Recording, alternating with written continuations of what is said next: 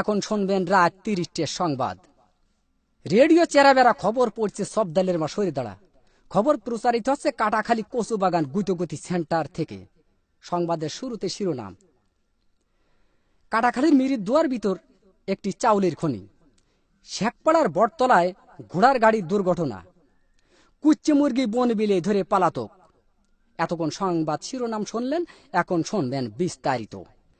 খবরে জানা যায় কুদা ফকির বাড়ি দেয় তবলায়, ইকরাঙ্গের হাঁসটি ধরে নিয়ে যায় কেবলা। হাঁসটি ধরে নিয়ে যায় পশ্চিমবঙ্গ ভারত থেকে। রাতের বেলায় দাবড়া দাবড়ি হয়, কোনো সুসংবাদ পাওয়া যায়নি। সকালবেলা সংবাদ পাওয়া যায় কিনো ফকিরির দরগায়। খবরে জানা যায় হাঁসের কোনো ক্ষয়ক্ষতিও নেই, বন বিলের লোম কয়টা সব জড়িয়ে পড়িয়ে গিয়েছে। গতকাল কাটাখালের ব্রিজের পারে একটি মহিলা দাঁড়িয়েছিলেন।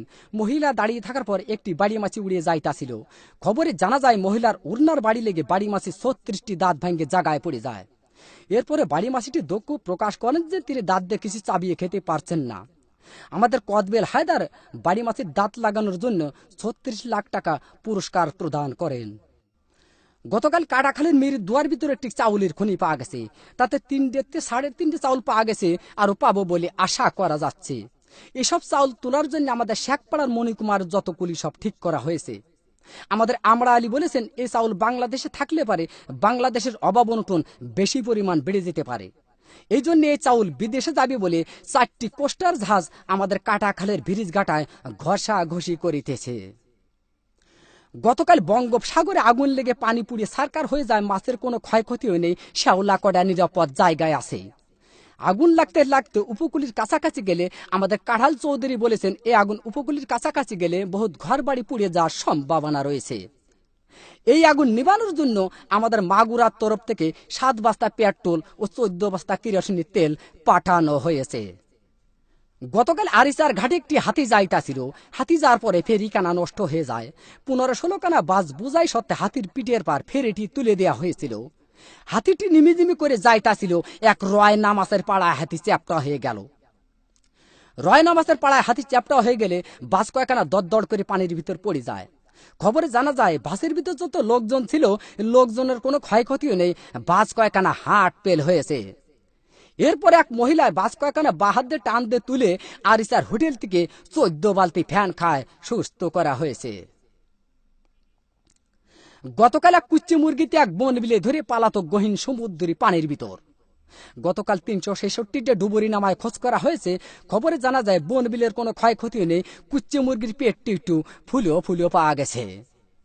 আমাদের কাটাখালীর বিন্দু ডাক্তার কুচ্চে মুরগিটি মগির নতুন হাসপাতালে ভর্তি করে কুচ্চে মুরগির পেট অপারেশন করে ৩ মণ ও ৩.৫ মণ চাউল পাওয়া গেছে, আরো পাবো বলে আশা করা যাচ্ছে। বর্তমান বাংলাদেশে মাছের অভাবন্টন বেশি পরিমাণ দেখা যাচ্ছে। এর একমাত্র কারণ বুড়িগঙ্গা নদী দিয়ে একটি মায়াবড়ি জাহাজ যাইতেছিল। এক কাইলে মাছের সাথে অ্যাক্সিডেন্ট হয়ে মায়াবড়ি জাহাজটি পানির ভিতর ভাঙ্গে চুরে পড়ে যায়।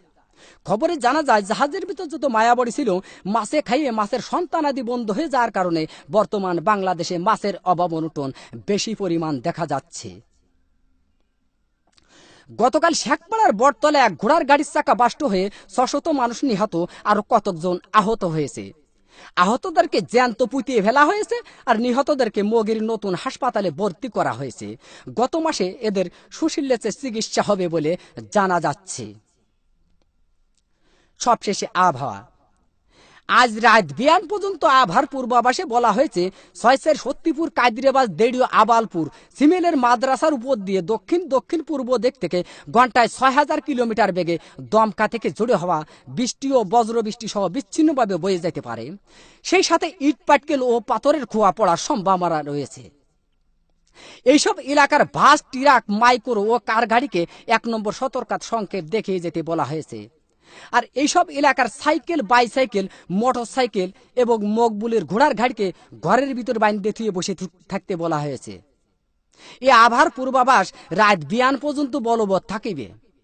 আগামীকাল সূর্য উঠলি আর ডুববে না, ডুবলি আর উঠবে না। খবর শেষ হলো। খোদা হাফেজ।